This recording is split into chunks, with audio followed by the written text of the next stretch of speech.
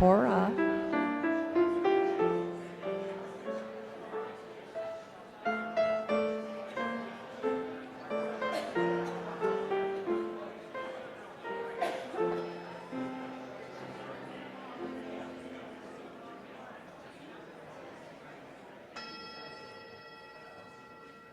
Nicely done. Thank you, Cora. Well sounded. Good morning, everyone. Please rise in body or spirit for our gathering song.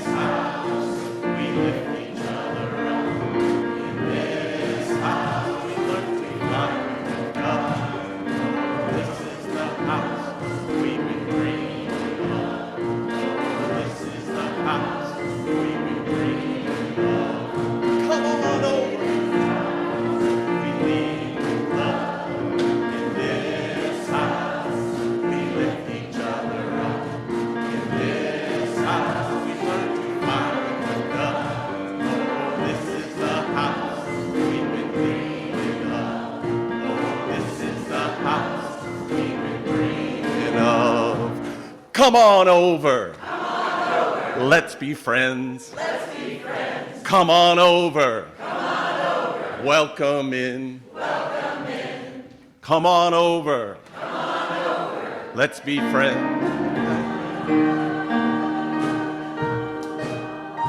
Oh, this is the house we've been dreaming of. Oh, this is the house we've been dreaming of. This house, we lead with love. In this house, we lift each other up. In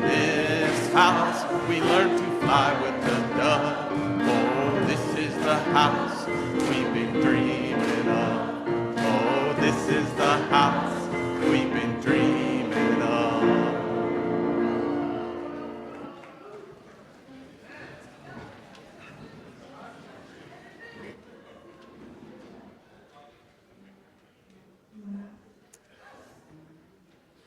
The excitement in this room is palpable.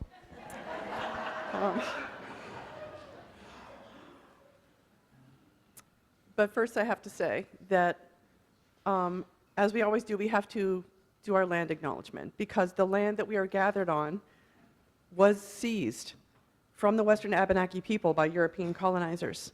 The native people of this region were disrespected, dishonored, killed, and robbed of the homelands that they so carefully stewarded for so many centuries. The Mohegan Abenaki are still here today. They are our neighbors. An ongoing challenge of this congregation is to learn more about their history and their culture and their values, and to build a peaceful and more just relationship with them. Good morning. I am Pam Berenbaum. I'm your worship associate today. My pronouns are she, her, and I give incredibly warm and loving greetings to all of you who are here today in the room. Those of you on Zoom, hello Zoom people, we love you too. And those of you who might watch the recording later. And I want to give a special welcome to those of you that might be here for the first time. And I want you to know, we all want you to know, that we welcome people here of all backgrounds and identities.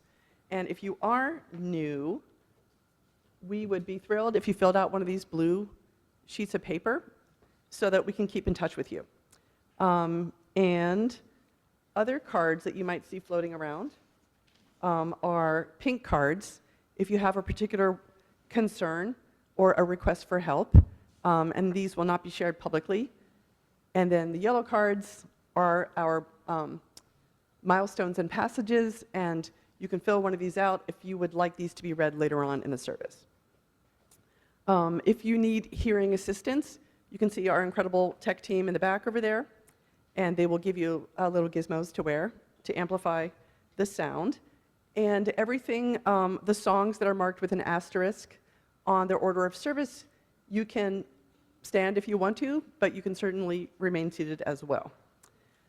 Okay, now that the business is over, everyone is like, when is Pam going to acknowledge this creature sitting up on the chancel?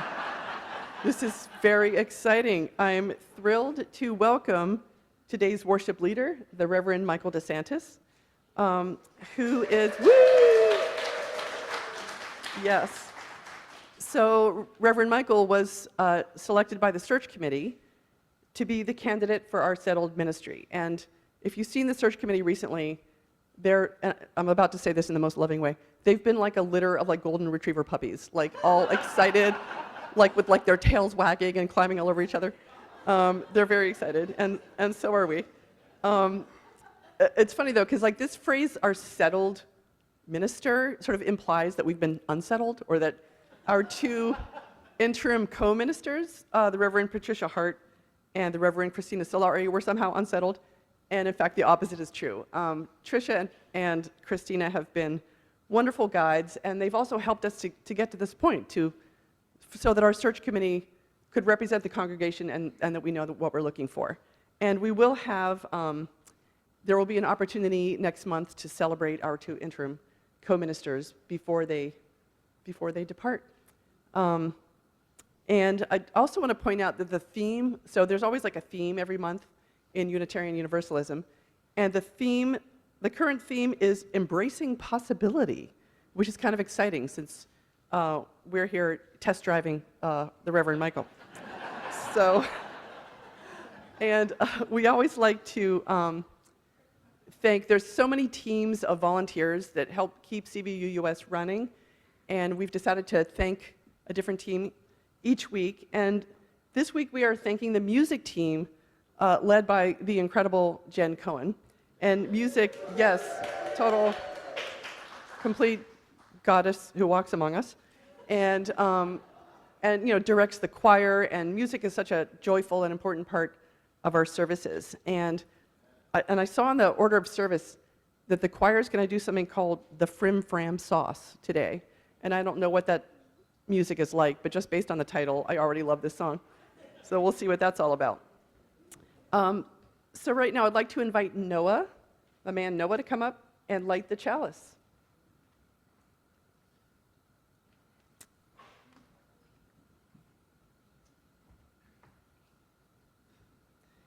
And as Noah is lighting, you can join me in the chalice lighting words, which will be on your order of service and on the screen. Yes. Well done.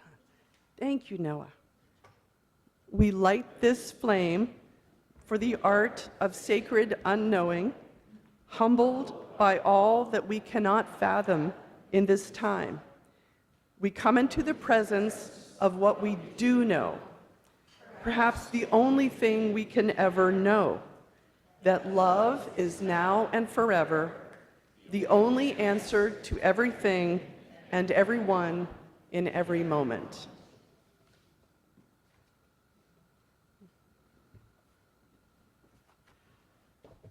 Good morning, CVUUS.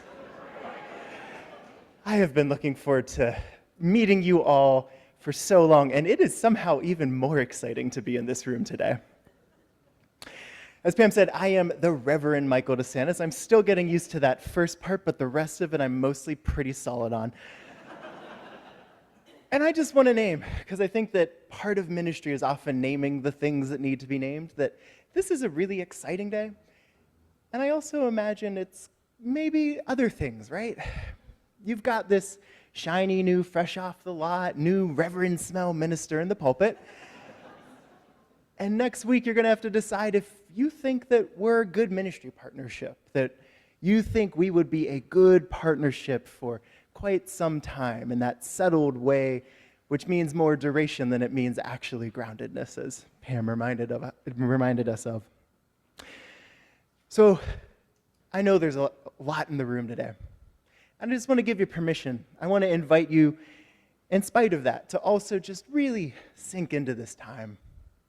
Because every week when we gather, we are doing something that is so much larger than any one of us. Yes, even when that one person is a settled ministry candidate.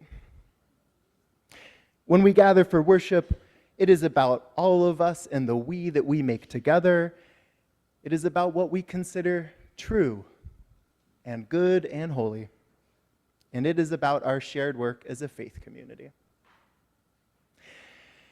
And in that vein, I want to invite you all into our shared time today with a question that you only need to answer in your own heart. Can you feel the Spirit? No, really, can you feel the Spirit? Can you feel the spirit of community connecting us, called forth by our coming together? Can you feel the spirit of excitement and anticipation, the spirit of all that we carry into this sacred space? Can you feel the spirit emanating from every inch of the earth?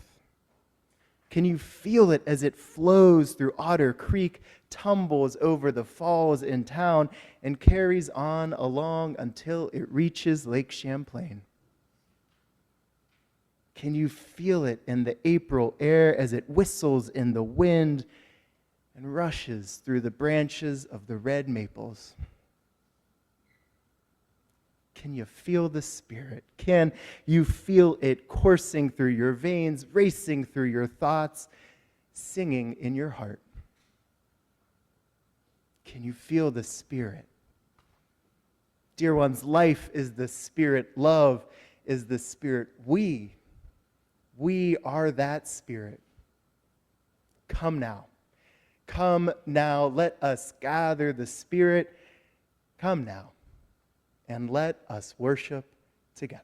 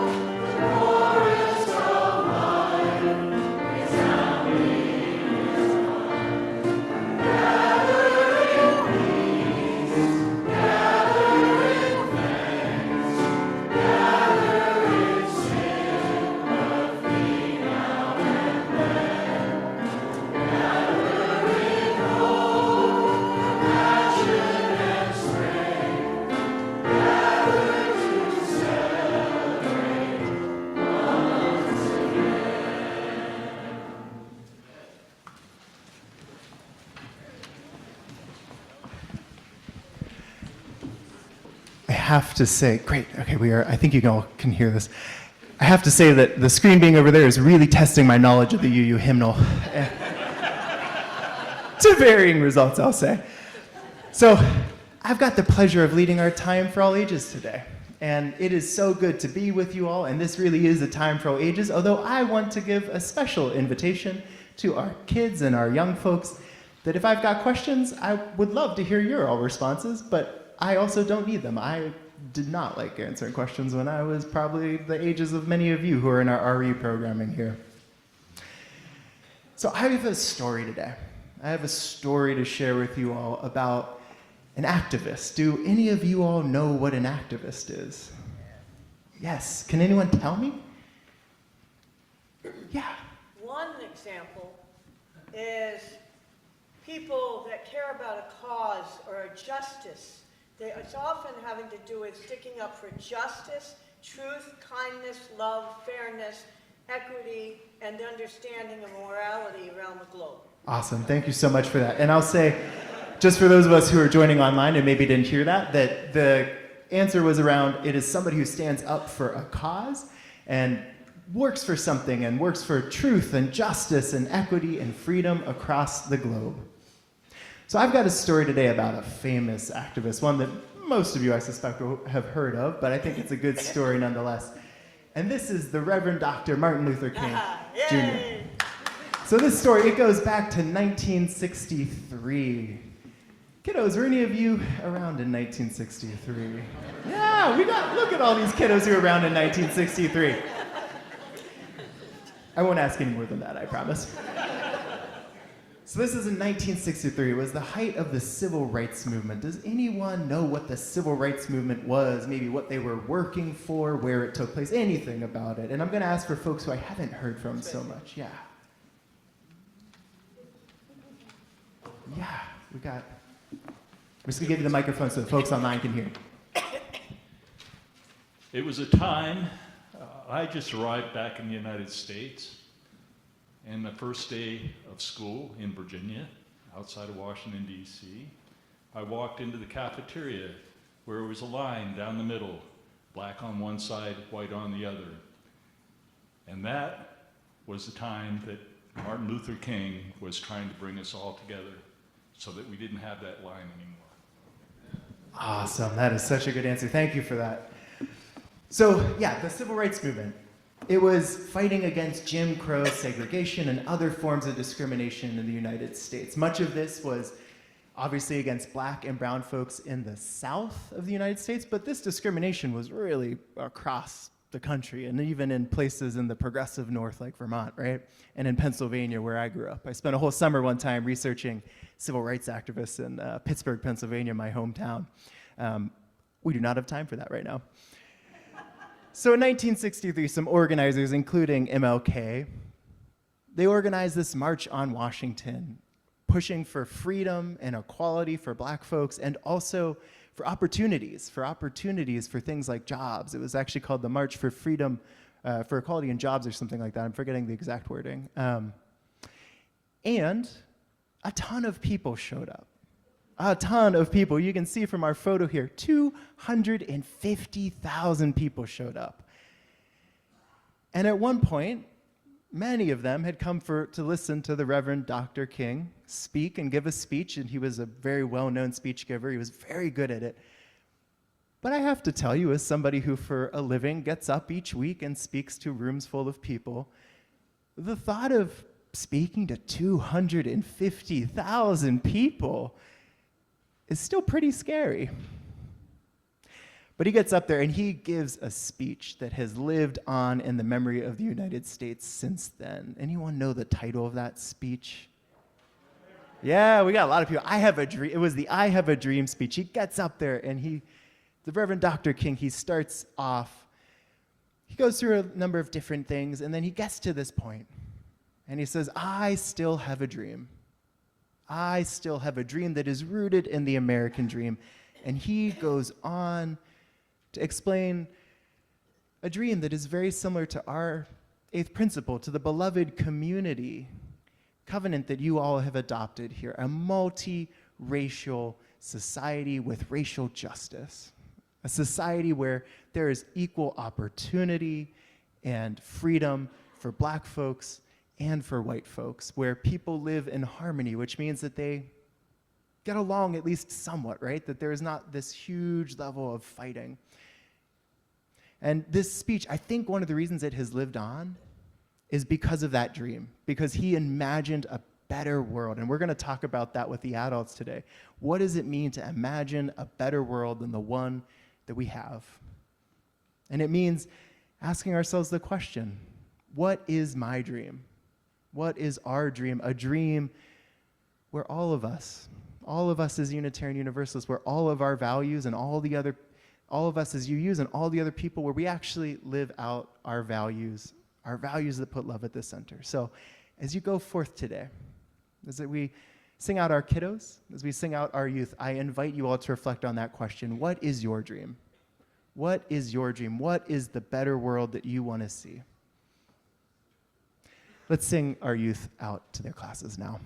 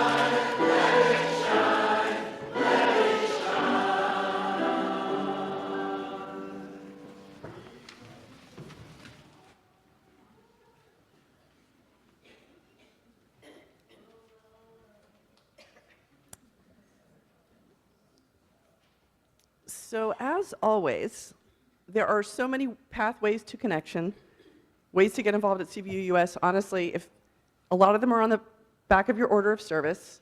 If we put all of them on there, you would need like an electron microscope to actually read the font. There are so many ways to connect. So please look on the back of your order of service. It's all on the website. Look in the weekly blasts from our office. And also check the board downstairs at the end of the beverage table during social hour. And one of the most important announcements I can make is, of course, it is candidating week with Reverend Michael's visit here. And there is, honestly, a pretty crushing schedule of activities for poor Reverend Michael. They told me that there is a break built into the day, but it's still overwhelming, so bravo. And so there's a link to sign up for office hours. The webpage has the schedule. And also Dorothy Mammon. Where's Dorothy right now? Dorothy's in the back there. Dorothy will be sitting next to a gigantic blow-up of the calendar downstairs, right? So if you want to know, specific times and ways that you can connect with Reverend Michael, Dorothy can help you with that. And the RE families will have an opportunity to meet with Reverend Michael over lunch today in Fenn House following worship. And I want to make sure everyone understands that next Sunday after the service is our vote on whether or not Reverend Michael will become our settled minister. And so please come and vote. And if you are present but you don't vote and you abstain, that will count as a no. So that's just important to know. And Zoom folks, your vote counts as well. There will be a way that we can collect your vote on Zoom. And so we'd love to have participation from everybody. And again, you have, there's so many activities this week to get to know Reverend Michael. Okay, so that's all I'm going to say about Pathways to Connection right now.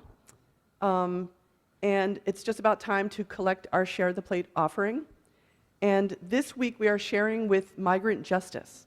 This is a local organization fighting for economic justice and human rights for farm workers who, as the website notes, face poverty-level wages, grueling work hours, and inhumane labor and housing conditions.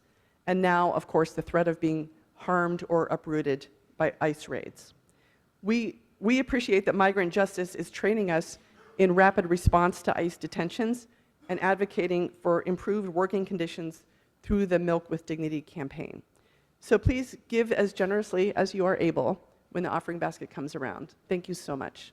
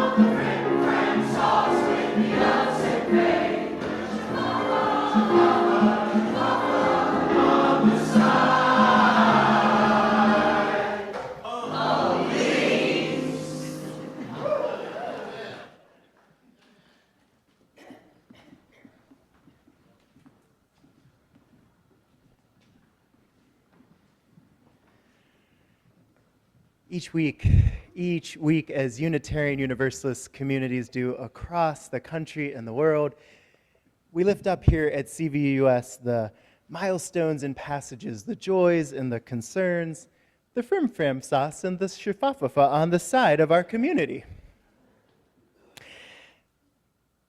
Today we have a holy reminder from the Facilities Committee that Blue Jeans Saturday is coming up. All are welcome to participate. We're going to clean up the grounds. We're going to work on the deck construction with Scott. We're going to clean inside the buildings and out. And I will say that I will also be there participating in that good and sacred work of building maintenance and grounds maintenance. From Betsy Smith. With love, God loves everybody and you. And all around the earth and nature and all of creation, God is love. God loves you. Betsy, that actually sets up my sermon really well. Separately, Betsy says, I will miss you all. I soon may be moving, possibly somewhere else. Love you all enormously. And lastly, from Dorothy Mammon. About a year ago, after careful vetting both directions, my daughter and her husband transferred custody of the remaining frozen embryos from their IVF process 9 years ago to a couple in Oregon. On Wednesday, a healthy baby boy who looks strikingly like his 7-year-old biological full sibling Max in Putney was born to the couple in Oregon. Dorothy writes, my heart overflows with joy for the strange and wondrous miracle of this child, my biological grandchild, and with gratitude and awe for the love and care and science that made this possible.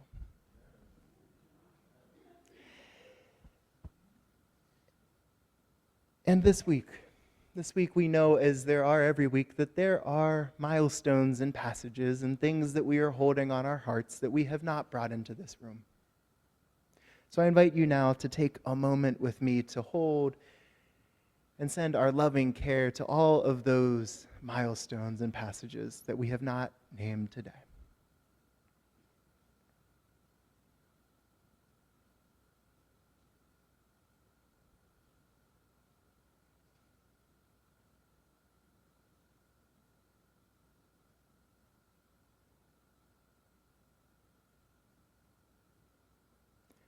May all of us who are celebrating, may our joy be shared by those around us. And for all of us who are worried or despairing or grieving or in pain, may we find comfort in the care of this beloved community.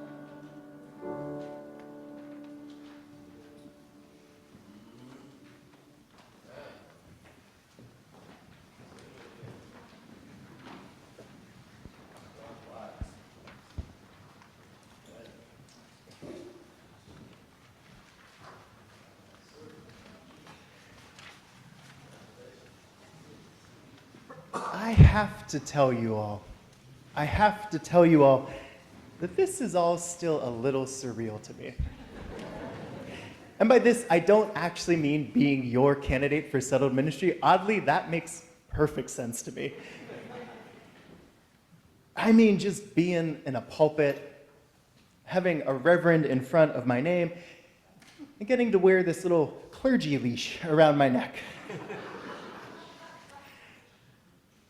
When I was younger, I never expected to be a minister. If we're being honest, I never really expected that I'd ever be that spiritual of a person, let alone the kind of person who would attend Sunday services at any house of worship with anything remotely resembling regularity. Like so many of us who eventually find our way to Unitarian Universalism, I grew up unchurched. Actually, it was a little more complicated than that. I was actually raised by parents who were not only disdainful of their own Catholic upbringings, but also openly critical of the Catholic Church and most other religious institutions. And in my teenage years, I inherited from my family their disdain for organized religion, and I became a very loud and truthfully somewhat obnoxious atheist. And that's when something happened. That's when something happened that I would have told you was impossible until it actually did happen. I ended up applying to, and then eventually attending a Catholic college. And once I was there, something else happened that I would have told you was impossible until it actually did happen. I kept finding myself drawn to some of that Catholic college's explicitly spiritual programs and activities. Which is how, during the fall of my senior year, I found myself on a week-long silent retreat. A week-long silent retreat. Now, 3 things you should know about me and that silent retreat. First, I am incredibly extroverted. So the idea of staying silent for an entire week was another one of those things that seemed downright impossible. Second, and this one is more serious, I embarked on that retreat at a particularly tender time in my life. At school as a senior, I was staring down life in the quote-unquote real world, doing all the job applications and all the post-graduation applications, and all of that filled me with doubt about how I might just not be enough. Even more pertinently, back home in Pittsburgh, my maternal grandmother, who I loved so dearly, my maternal grandmother, the first person in our family to become a Unitarian Universalist, was dying from a fast-moving form of cancer, one that had been diagnosed just a few weeks earlier. And the final thing about that silent retreat that you should know is that it was really a mostly silent retreat. Mostly silent. Each day I got to break my silence for 1 hour and 1 hour only to talk with a spiritual director, a companion and a guide for my prayer and my meditation and my reflection, some of which were happening more than others. The spiritual director that was assigned to me for that week was a young Jesuit priest. And right away, during our first meeting, he could tell that something was up. And so he asked me directly, but with compassion, what was wrong? What is wrong, Michael? He asked. And so I told him just how much I was struggling to feel good about myself or the future. And when my spiritual director, that young Jesuit priest, when he heard all of this, when he heard all of my doubts about myself and the future, my spiritual director responded by, and I'll never forget this. He picked up this Bible that was on the table next to him. He flipped to a page without looking at anything like a glossary, and he held it out while pointing to a key phrase. Read it, he told me. Read it. I looked down. The message was simple. God is love. God is love. For the rest of the day, Michael, he said, I just want you to sit with that. God is love. Now, like a good Unitarian Universalist, at this point in my life, I had never willingly turned to the Bible, with apologies to our Christian youths in the room. And while my atheist tendencies had softened a little, I was still pretty doubtful that there was any kind of higher power out there. So when my spiritual director told me to reflect on that Bible passage, my reaction was pretty much, there is no way that this is gonna work. No way. And yet, reflecting on the Bible, it still somehow seemed better than wallowing in self-pity for the rest of the day, so I figured, sure, why not? I will give this a try. For the rest of that day, for the rest of that fall day, I sat in a quiet corner of the retreat center where I could look out over the rolling hills of central Massachusetts, all of them painted in the reds and the yellows and the oranges of autumn. For the rest of that day, I just sat there staring out over those hills and saying to myself, mostly inside my own head, God is love, God is love, God is love. For a while, my predictions seemed to be coming true. Nothing much seemed to happen. But I come from a long line of stubborn Irish Americans, my grandmother very much included, and so I kept going. God is love. God is love. God is love. And eventually, after a few hours, the impossible happened, or at least what I had thought was impossible. As evening settled in and as I watched the sun set over those warmly colored hills, all the while repeating to myself, God is love, suddenly I felt something. A feeling sweeping over me, a warm wave of calm. I felt this sensation that seemed to have been that of being enveloped by some kind of existential security blanket, of being surrounded and held by an all-encompassing power of love, a power that seemed to overlap with the universe itself. And I knew for the first time in what seemed like a very long time, that things were going to be okay. Even looking back on this moment, on this experience a decade later, I still can't tell you what it was that brought forth that sensation. Was it that Bible verse, God is love? Was it the awe and the wonder of nature, of those autumnal New England hills in the majesty of a sunset? Was it simply having someone, my spiritual director, was it simply having someone witness me, ask and listen to my story about my stress and my pain? I don't know. I don't know, and I didn't know. And I was not ready then to say that I believed in any kind of God or divinity. But for the first time in my life, I became truly open to that possibility. I became open to the possibility that a power greater than us might just be working in the world and stirring in our hearts.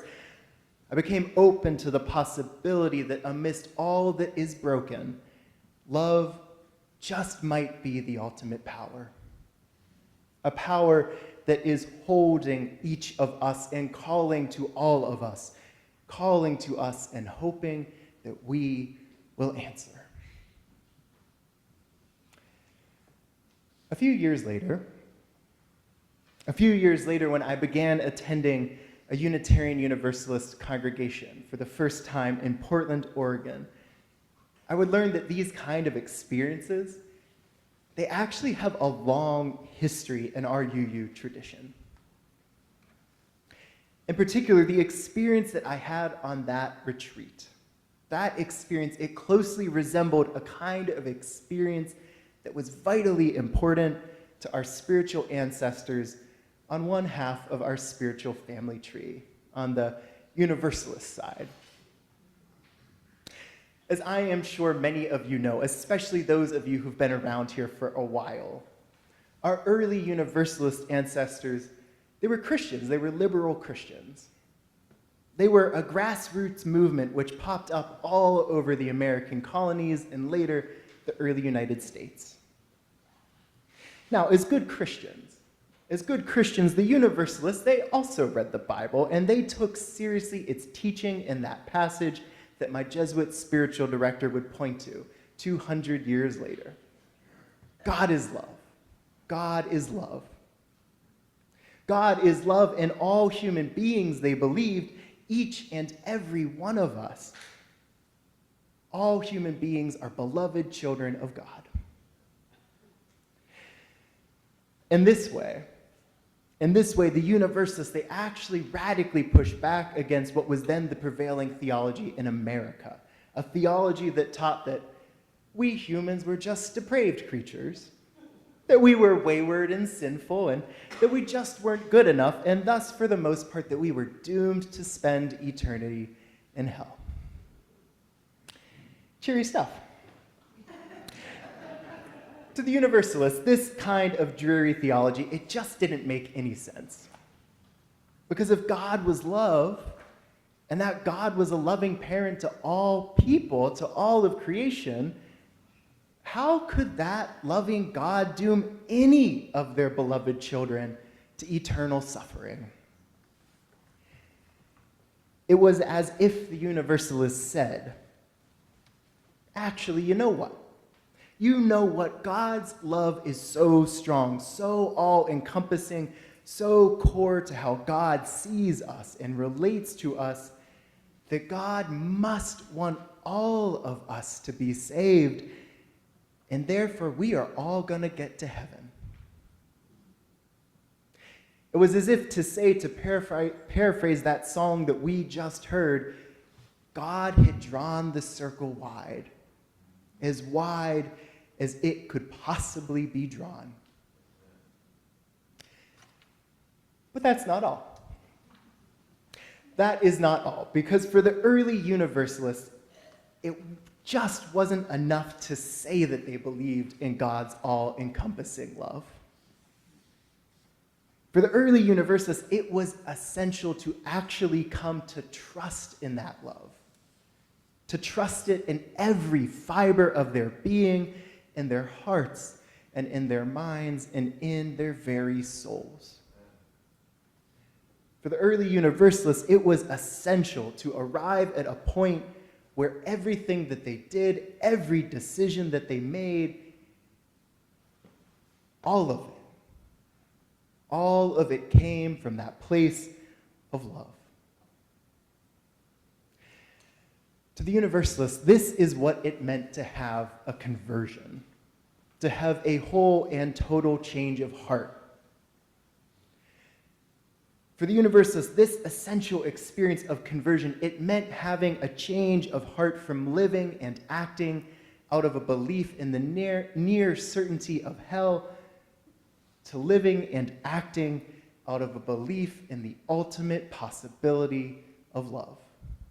The ultimate possibility of love. I actually think that this conversion piece, I actually think that it is essential to understanding not only our Universalist ancestors, but also just what it is that we mean in this UU congregation today when we say that we put love at the center. When we, in this congregation today, sing those words, draw the circle wide. You see, folks, there was a common misconception about universalism back then, and I think there is still often a common misconception about Unitarian Universalism today. That this belief in universal salvation, this belief in letting everyone into the circle of love, that it is either naive or self-serving. That this faith requires nothing of its adherents, and in return, it gives us something of an ethical free pass, a little get out of hell free card, if you will. In reality, folks, nothing could be further from the truth, neither then nor now. Our Universalist ancestors were not pie-in-the-sky optimists who looked to a future world to get away from the problems of this one.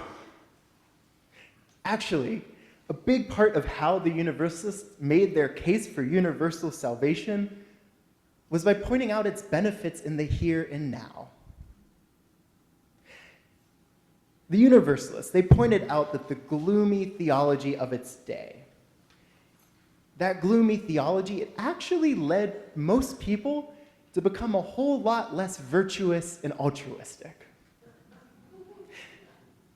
Because in that theological worldview, everyone was so worried about their own fate in the next life that they did one of two things. They either began to wallow in despair, or they did their best to show that somehow they were one of God's few chosen people. And you are smart folks, and you probably have worked out that neither one of those options, neither one of them leaves a whole lot of time for helping one's neighbors. So the Universalists, they offered an alternative.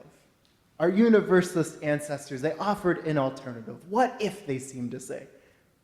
What if? What if we took for granted that we're all saved? What if we embraced the possibility that God already loves us all and wants to welcome us to heaven? If we could embrace that possibility, it was as if they said, if we could operate as if that possibility were true, we could spend all of our time and our energy focusing on the here and now and helping one another. We could work to build the beloved community on earth. We could honor every person as innately sacred and deserving of our love. And in so doing, we could break free from doom and gloom and possibly even get to a place of hope. But to make good on that promise, the Universalists believed that we need to fully commit ourselves, fully and totally, to the work of love. That's why those of you who watched my ordination last week, and thank you for those of you who joined that, that's why those of you who watched that ordination, you would have heard my mentor, the Reverend Wendy Williams, remind us that today, our Unitarian Universalist faith, it is one that always lets us in, but it never lets us off. It always lets us in, but it never lets us off. Ours is a faith that always strives to draw the circle wide enough for everyone, for all of us, for each of us, and then we must draw it wide enough for those who follow.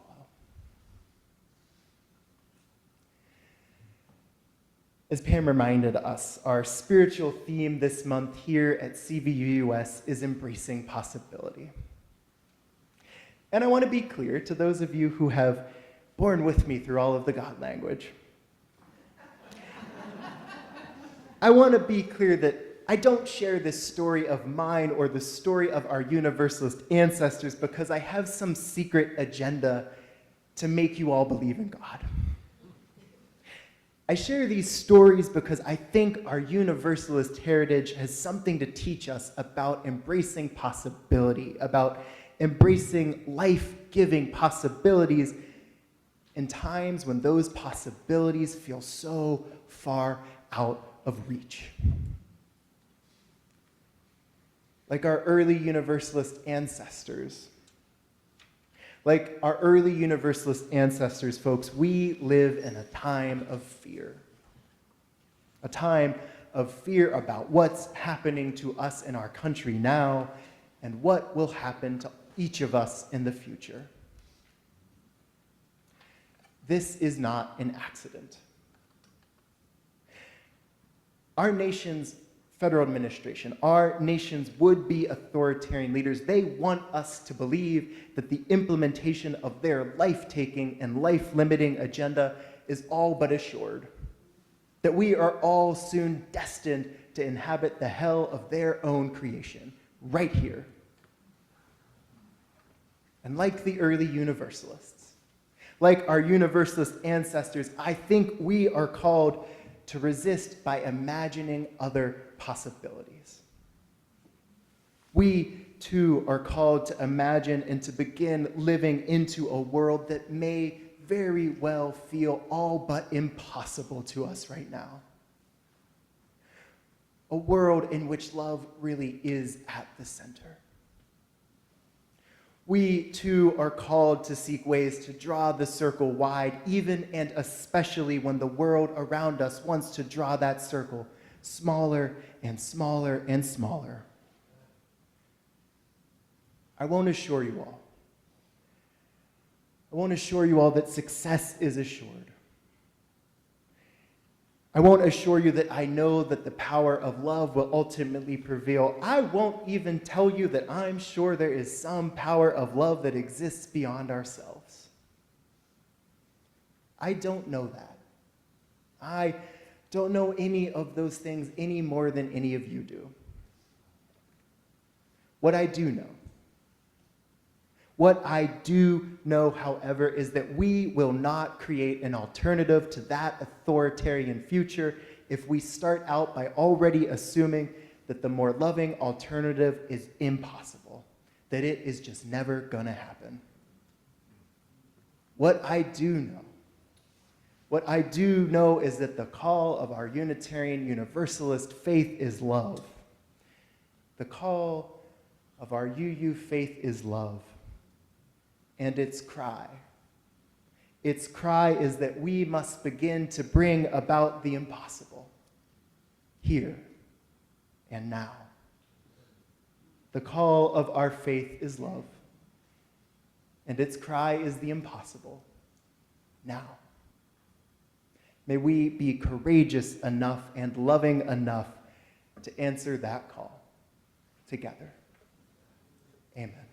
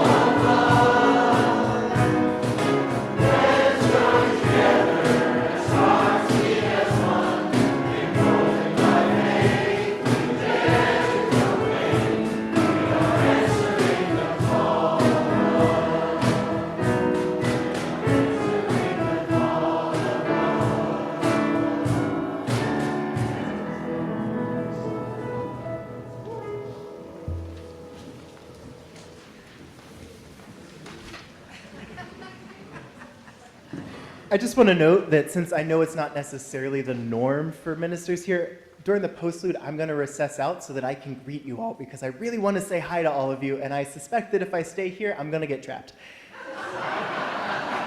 So I look forward to greeting those of you who are going to coffee hour and those of you who are making a left-hand turn and going on your way for this beautiful Sunday. I look forward to greeting you all out in the foyer.